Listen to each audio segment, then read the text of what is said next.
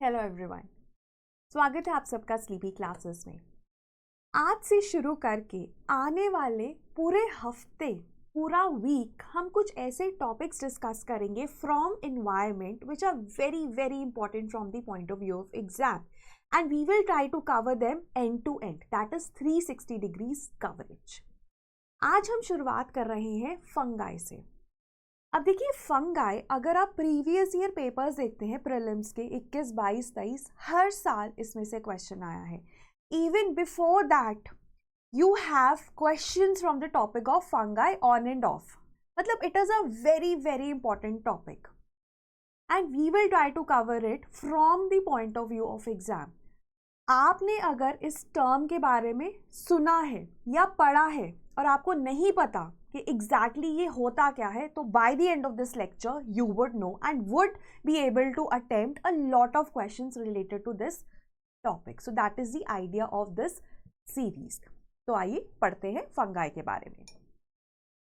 उससे पहले एक छोटी सी अनाउंसमेंट भी है। देखिए, इंडिपेंडेंस डे को ऑनर करने के लिए हम एक कोड लेकर आए हैं, that is OG15, which will give 15% off on all our courses, and this is valid until tomorrow only. So make the most of it and you can apply this on छोटे से छोटा course, ठीक है, to बड़े से बड़ा course. There is no tap, right? 15% off on all courses. Then we are also giving you a 1-day preview pass tomorrow. ये क्या है कि हमारे जितने भी कोर्सेज हैं आप उनमें एक दिन के लिए फ्री एंट्री पा सकते हैं। अब फ्री एंट्री चाहे एक दिन के लिए होगी, लेकिन आपको एक्सेस 7 दिन के लेक्चर्स का मिलेगा। तो ये भी आप कल ज़रूर अवेल कीजिएगा अगर आप देखना चाहते हैं हम किस क्वालिटी पे ऑपरेट करते हैं, हमारी डिलीवरी की टेक्निक क्या है, ठीक है, how do we interact with the students, so you can actually get this preview pass and get entry into any course, right? So that is valid for tomorrow, starts tomorrow, is valid for 1 day only. इसके regarding या किसी भी course के regarding अगर आपको कोई भी information चाहिए तो आप हमारे टोल फ्री नंबर 1800-890-3043 पे कॉल भी कर सकते हैं, right? Okay, now starting with fungi. Now fungi होता क्या है वो हम बाद में देखेंगे, लेकिन it is present around us, ठीक है। अब फंगाई ना आपको दिखता है in the form of bread mould, ठीक है। मोल्ड MOLD भी होता है, MOULD भी होता है, दोनों सेम होते हैं, तो कंफ्यूज मत होइएगा। अब ये जो मोल्ड होता है that is also form of fungi, but this is a microscopic form of fungi. मतलब अगर आपको देखना है कि इसमें फंगाई क्या है, so you have to see it with the help of a microscope, तभी आपको पता चलेगा कि क्या है, ठीक है। उसके बाद मैक्रोस्कोपिक फॉर्म ऑफ फंगाई भी होता है जो आप नेकेड आई से देख सकते हो, ठीक है, और वो क्या है, that is your mushrooms that you see around yourself growing in the wild. You eat mushrooms also. So this is the bread mold, a microscopic form of fungi. ये ना कभी कभी आप हाथ लगाते हो तो it's powdery. Why is it powdery dust like? Because it is made up of spores. इसमें spores भी होते हैं, और spores क्या है, reproductive unit है फंगाई का। फंगाई रिप्रोड्यूस करता है with the help of spores. जैसे प्लांट्स है ना, हायर प्लांट्स रिप्रोड्यूस करते हैं सीड्स की हेल्प से, lower plants like algae, bryophyte and pteridophyte, they reproduce with the help of spores. Similarly fungi also reproduce with the help of spores, ठीक है। तो what I am trying to say is that आपको bread mould दिखेगा around you, which is the microscopic form, and you will see the macroscopic form, which is in the form of mushrooms. And you also eat what we call it as button mushrooms, ठीक है, white color के होते हैं ना button mushrooms. Now they belong to agaricus. Agaricus, AGARICUS. So fungi, microscopic to macroscopic around you. Microscopic में एक और आता है हमारे पास ईस्ट।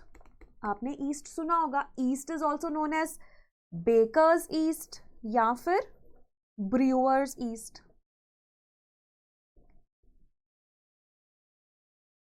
बियर बनाने में यूज होता है, ब्रेड बनाने में यूज होता है east, which is also a form of fungi.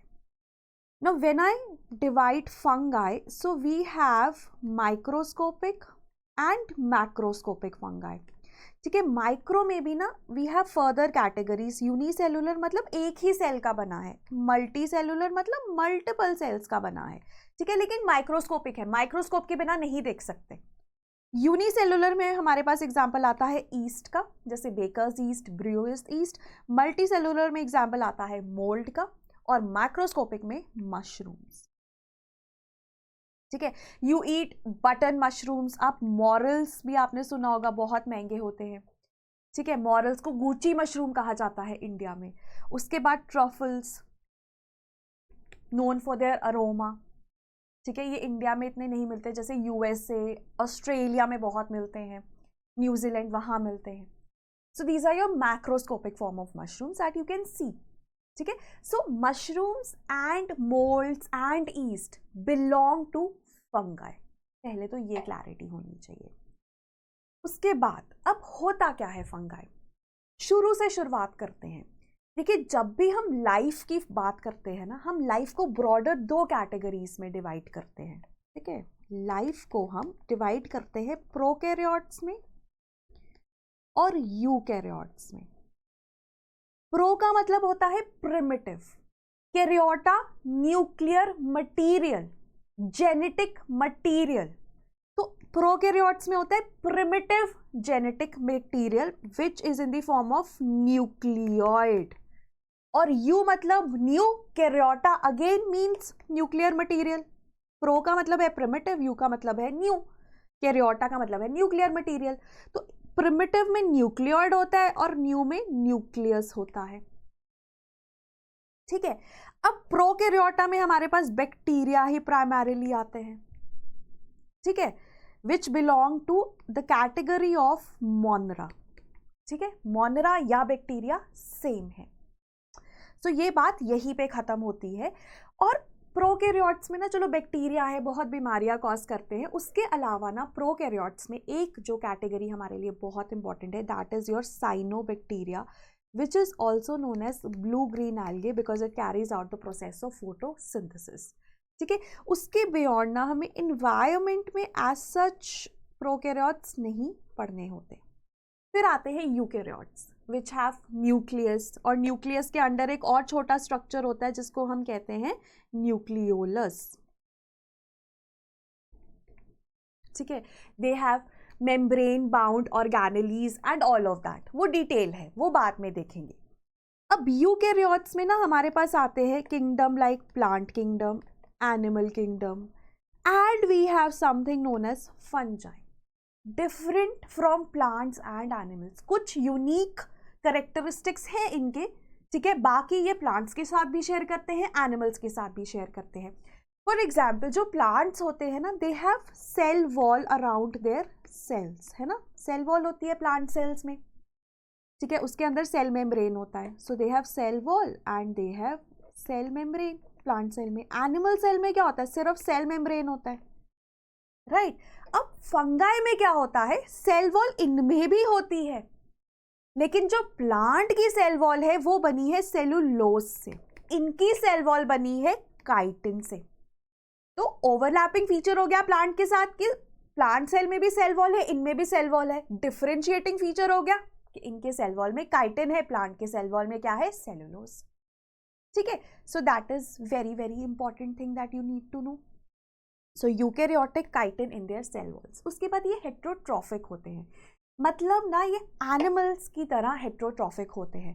Plants क्या होते हैं, प्लांट्स आर ऑटोट्रॉफिक. ऑटो का मतलब होता है खुद, ट्रॉफिक का मतलब खाना बनाना. ये अपना खाना खुद बनाते हैं. प्लांट्स क्या करते हैं, फोटोसिंथेसिस करते हैं, अपना खाना खुद बनाते हैं. एनिमल्स और जो फंजाई हैं, दे आर हेट्रोट्रॉफिक. ये क्या करते हैं, प्लांट्स के ऊपर फीड कर लिया या प्लांट्स के साथ सिम्बाइसिस कर ली, म्यूचुअलिस्टिक एसोसिएशन बना ली. मतलब they will not make their own food because they don't carry out the process of photosynthesis. They are dependent on others like animals are dependent on others. So they are heterotrophic. और mostly ये क्या करते हैं, they acquire their food by absorbing the dissolved molecules. Basically ये क्या करते हैं, आपके पास एक फंगल सेल है. अब फंगल सेल जो है ना, I will just explain this to you, ये फंगल सेल है। अब ये ना कुछ एंजाइम्स रिलीज करता है अपने आसपास, डाइजेस्टिव एंजाइम्स। ये क्या करते हैं, ऑर्गेनिक मटेरियल को ना इनऑर्गेनिक मटेरियल में कन्वर्ट करते हैं ये एंजाइम्स। फिर inorganic material is absorbed by the fungi, so that is how they get their food। और ये तरीका decomposers भी अपनाते हैं, and fungi are one of the most important decomposers in our ecosystem along with bacteria। जब भी आपको decomposers की बात की जाती है, आपके पास बैक्टीरिया और फंगाई आते हैं ना। फंगाई ना हेट्रोट्रॉफिक हैं। हेट्रोट्रॉफिक का मतलब है वो किसी के साथ म्यूचुअलिस्टिक एसोसिएशन में भी हो सकते हैं, जैसे लाइकेंस का आपने नाम सुना होगा। लाइकेंस क्या होते हैं, एल्गे और फंगाई का म्यूचुअलिज्म होते हैं, ठीक है। अब that is one reason how they can get their food, that is from algae. Algae is a plant, algae photosynthesis करता है, वो अपना खाना खुद बनाएगा, वो खुद भी बना रहा है, थोड़ा सा फंगाई को भी दे रहा है। या तो वो इस फॉर्म में एग्जिस्ट करते हैं, या फिर ये एग्जिस्ट करते हैं पैरासाइट्स की फॉर्म में, ठीक है। जैसे ह्यूमंस में ये बीमारियां कॉज करते हैं, उससे अपना न्यूट्रिशन ले लेते हैं। या फिर ये होते हैं डीकम्पोजर। ये क्या करते हैं, डाइजेस्टिव एंजाइम्स इन्होंने मतलब प्रोड्यूस किए। वो डाइजेस्टिव एंजाइम्स का काम क्या है कि उन्होंने ऑर्गेनिक मैटर को इनऑर्गेनिक में कन्वर्ट करना है, और वो इनऑर्गेनिक मैटर फिर ये अब्सॉर्ब कर लेते हैं। अब देखो डीकॉम्पोजिशन में हो तो यही रहा है ना, अल्टीमेट डीकॉम्पोजिशन में क्या हो रहा है, organic matter is converted into inorganic matter, and then this inorganic matter will also be used by plants for carrying out the process of photosynthesis, ठीक है। सो डीकॉम्पोजिशन बहुत इंपॉर्टेंट है। अगर डीकॉम्पोजिशन नहीं होगी तो प्लांट्स के पास न्यूट्रिएंट्स नहीं होंगे। अब जैसे आप इसको ऐसे इमेजिन करो, एक प्लांट है, उसने फोटोसिंथेसिस करी, उसने इनऑर्गेनिक को ऑर्गेनिक में कन्वर्ट कर दिया। अब वो प्लांट मर गया, अब वो तो ऑर्गेनिक का बना हुआ है, तो ऑर्गेनिक को वापस इनऑर्गेनिक में कौन कन्वर्ट करेगा, डीकम्पोजर्स, जो कि मोस्टली होते हैं बैक्टीरिया और फंजाई, और fungi are primarily very very important decomposers, ठीक है। So these are principal decomposers, they do not photosynthesise and these are heterotrophs. उसके बाद ये ग्रो कैसे करते हैं, सॉरी मूव कैसे करते हैं, they don't have any appendage जैसे एनिमल्स मूव करते हैं, they just grow and that is how they are mobile, ठीक है। जैसे प्लांट्स हैं, they grow, right. So this is about the basics about the fungi. उसके बाद यूपीएससी पूछता है फायदे क्या है इसके, है ना। तो they are used as a food source. Mushrooms, जैसे कि मशरूम्स में जो बटर मशरूम्स है ना, वो है अगेरिकस, ट्रफल्स, मॉरल्स और your guchhi. Then leavening agent for bread. अब लीवनिंग एजेंट क्या होता है, बेसिकली जो ब्रेड को ना बड़ा करता है। आपने देखा होगा ना, ब्रेड सॉफ्ट हो जाती है, ठीक है।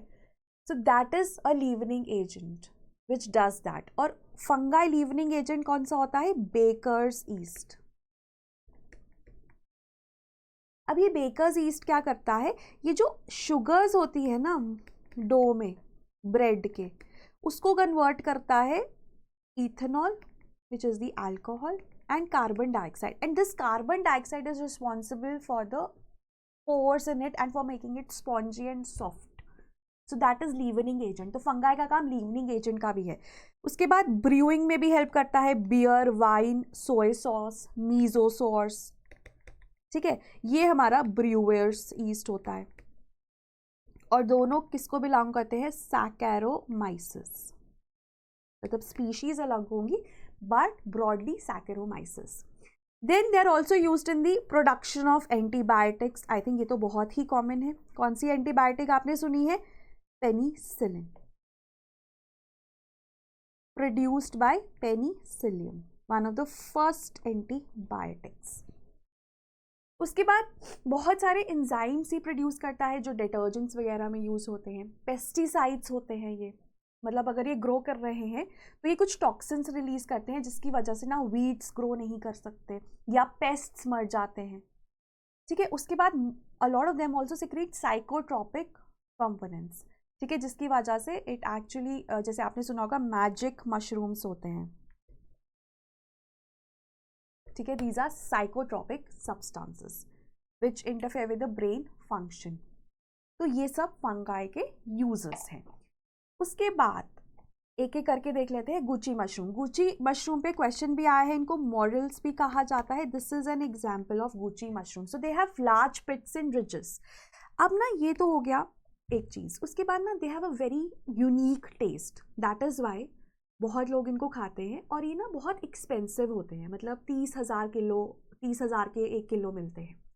अब ना गुची मशरूम में प्रॉब्लम पता है क्या है, ये ना आप इनको कल्टिवेट नहीं कर सकते। जैसे एक और महंगे मशरूम होते हैं ट्रूफल्स, ट्रूफल्स ना कल्टिवेट हो सकते हैं, गुची को कल्टिवेट नहीं किया जा सकता।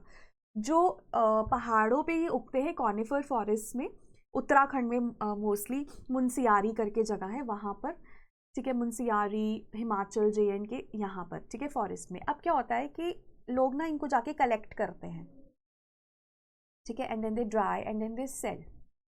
तो समटाइम्स जहाँ पर आपको एक बार ये मिले हैं ना, हो सकता है आने वाले सालों में वो मिले ही ना, तो पता ही नहीं क्यों ग्रो करते हैं, कैसे ग्रो करते हैं। A lot of challenges in their cultivation, they cannot be cultivated, unlike truffles which are as expensive, even more expensive, but they can be cultivated.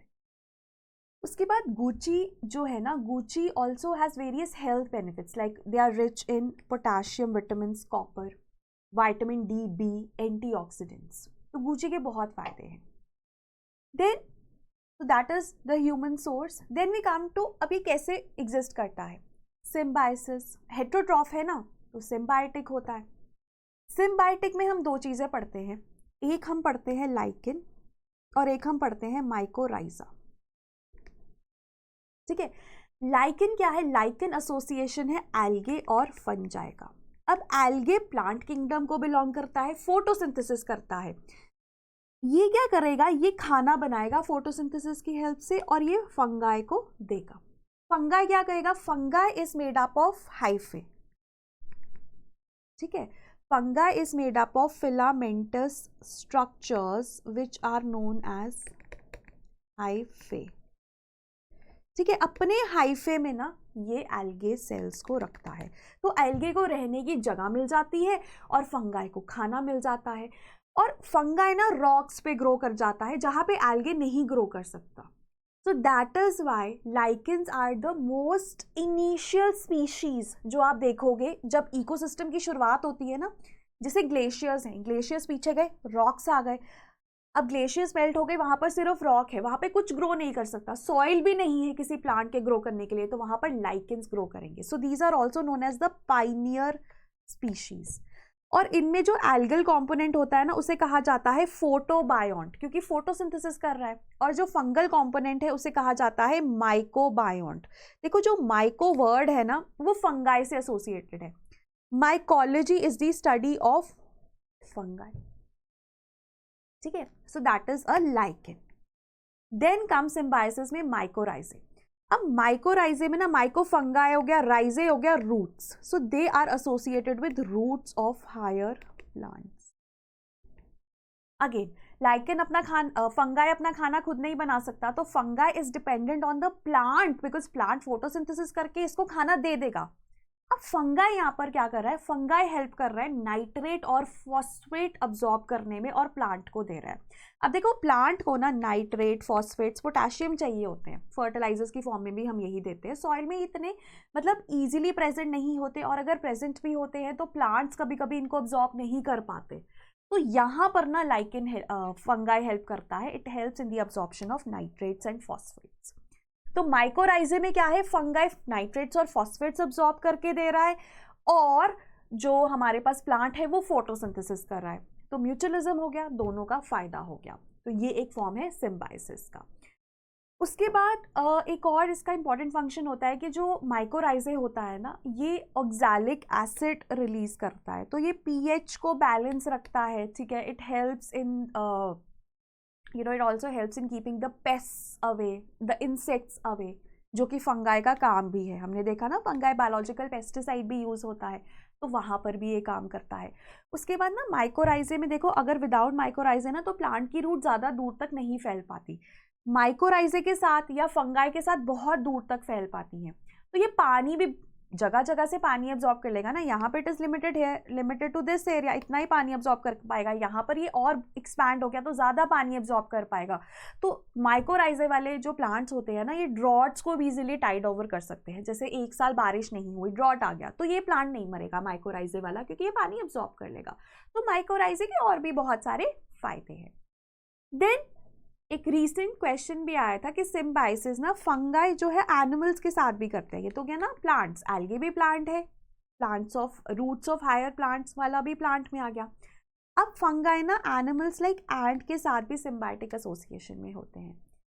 अब देखो जो एंट है ना, एंट कल्टीवेट करती है फंगाई को, जैसे हम कल्टीवेट करते हैं क्रॉप्स को, है ना, एग्रीकल्चर करते हैं हम, क्रॉप्स को कल्टीवेट कर रहे हैं, वैसे ही एंट फंगाई को कल्टीवेट करती है।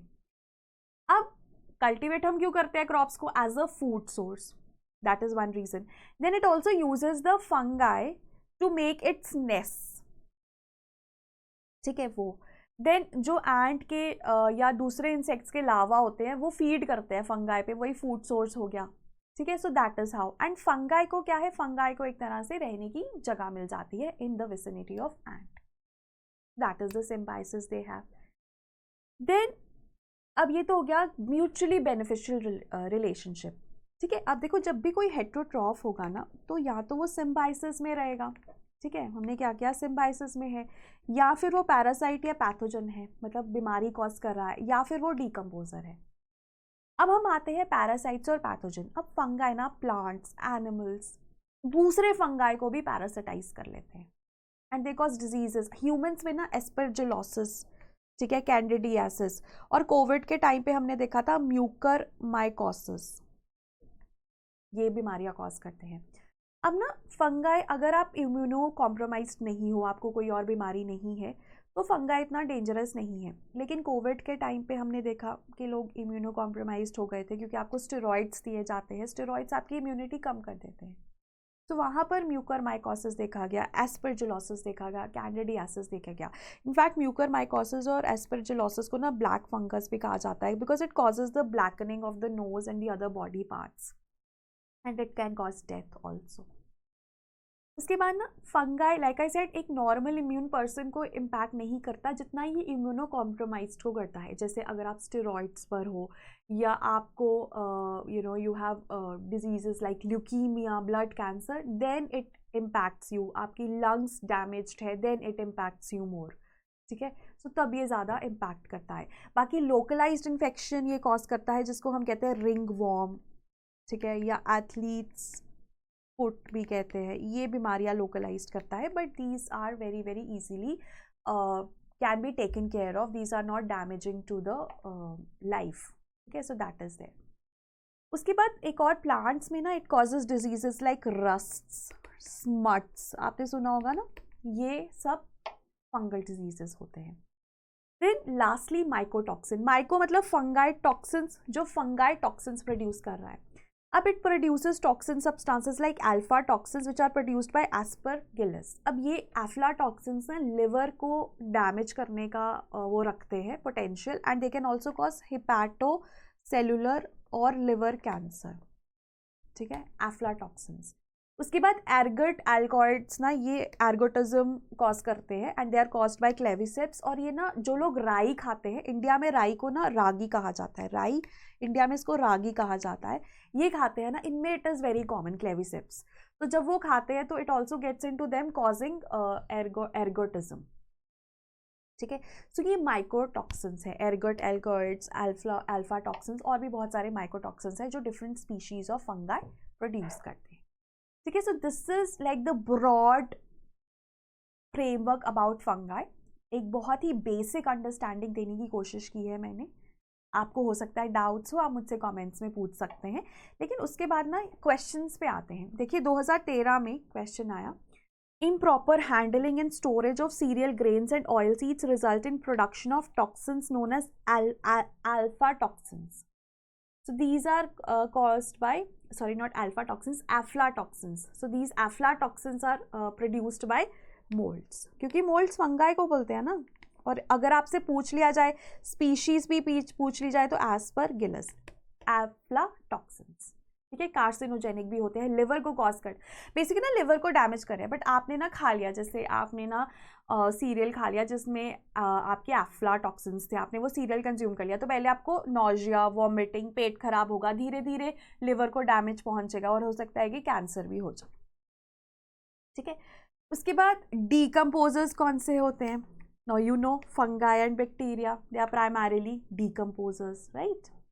उसके बाद माइकोराइजे टेक्नोलॉजी पे भी क्वेश्चन आया था इन 2013। अब देखो ये भी यही है, they resist drought area and increase absorptive area, correct. Tolerates extremes of pH, correct. Disease infestation को रेजिस्ट करते हैं क्योंकि ये खुद पेस्टिसाइड की फॉर्म में एक्ट करते हैं, दीज आर बायोलॉजिकल पेस्टिसाइड्स, ठीक है। They resist droughts and increase absorptive area, ठीक है। They help in the absorption of nitrates and phosphates, they tolerate the extremes of pH, कि अगर एक्सट्रीम पीएच भी हो जाता है ना तो इनको ज़्यादा कोई फर्क नहीं पड़ता अगर माइकोराइजा है, right. So that is there. उसके बाद एक क्वेश्चन आया था बायो फर्टिलाइजर कौन सा यूज होता है, सो उसका आंसर था एजोटोबैक्टर। एजोटोबैक्टर अजोला के साथ कंबाइन करके ना यूज होता है as a bio fertilizer in your rice cultivation, ठीक है। अब उसमें देखो अगैरिकस था, अगैरिकस तो हम खाते हैं एज अ मशरूम, तो वो गलत हो गया। स्पायरोगायरा, स्पायरोगायरा भी एल्गे होता है, ग्रीन एल्गे होता है, it is not used in your bio fertilizer, ठीक है। अजोला और azotobacter, now azotobacter is a bacteria, ठीक है, इट इज़ अ साइनोबैक्टीरिया जो कि अजोला के साथ ना एक म्यूचुअलिस्टिक एसोसिएशन में होता है। अजोला इज अ फर्न और ये बायो फर्टिलाइजर यूज होता है राइस की कल्टिवेशन में, ठीक है।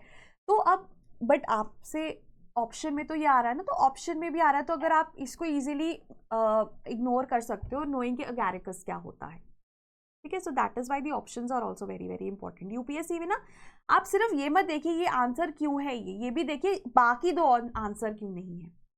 उसके बाद लाइकेंस क्या होते हैं, algae and fungi, very simple. Then which of the following species can establish symbiotic relationship with other organisms, ठीक है। निडेरियंस हमें पता है कोरल पॉलिप्स वाली कैटेगरी है, तो वो सिम्बायोटिक एसोसिएशन कर सकते हैं जूजान्थिले के साथ। फंगाई कर सकते हैं, प्रोटोजोआ कर सकता है, प्रोटोजोआ इनफैक्ट टर्माइट्स के साथ सिम्बायोटिक एसोसिएशन कर सकता है, ठीक है। तो फंगाई वेरी वेरी इंपॉर्टेंट। और 2022 में आए cultivars of fungi ant, right. Then gucchi, gucchi के ऊपर आंसर क्वेश्चन आया, इट इज अ फंगस, ठीक है, हिमालयन फॉरेस्ट एरिया में ग्रो करता है, कमर्शियली कल्टिवेटेड, ये गलत है, तो आंसर हो गया 1 एंड 2। देन अभी रिसेंटली एक क्वेश्चन आया, mushrooms we just did, they are fungi, they have medicinal properties, कुछ कुछ की होती है ना, कुछ है साइकोएक्टिव, कुछ इंसेक्टिसिडल है और कुछ बायोल्यूमिनेसेंट भी होते हैं, ठीक है। सो हमारा आंसर हो गया all 4, right. So this was regarding your fungi and why it is important. At least देखो क्वेश्चंस हमारे पास मल्टीपल वेज में आएंगे, लेकिन आपको कॉन्सेप्चुअल क्लैरिटी होगी, then only you can take it forward and read the other aspects. So that was the idea, to give that conceptual clarity about fungi and how it is different and what different organisms are included in this broader category of kingdom, ठीक है। अब उसके बाद lastly हमारा daily answer writing जो initiative है आज से शुरू हुआ है, तो इसमें थीम बेस्ड आंसर राइटिंग है। मतलब जैसे आपको एक टॉपिक दे दिया जाएगा, फॉर इंस्टेंस अगर आपको you have been given the topic of let's say climate change, so you have to write 4-5 questions on that, ठीक है। आप लिखोगे, आप सबमिट करवाओगे, we'll evaluate it, we'll send it back, you will get the model answers, your reviewed answers, ठीक है। उसके बाद आपको मेंटरशिप सपोर्ट भी मिलेगा। स्ट्रेटेजिक मेंटरशिप का मतलब होता है सिलेक्टेड कैंडिडेट से। So this is priced at 11,000 and 6,000 if you don't want evaluation, and जैसे मैंने बताया 15% चल रहा है, तो आप कल तक लेंगे तो you can avail 15% in this. Similarly हमारी prelims की टेस्ट सीरीज है, you can also avail that, right? So that was all from my end. कोई भी डाउट है regarding the topic of fungi, you can please write it in the comments and I'll try to get back to you as soon as possible. Thanks again.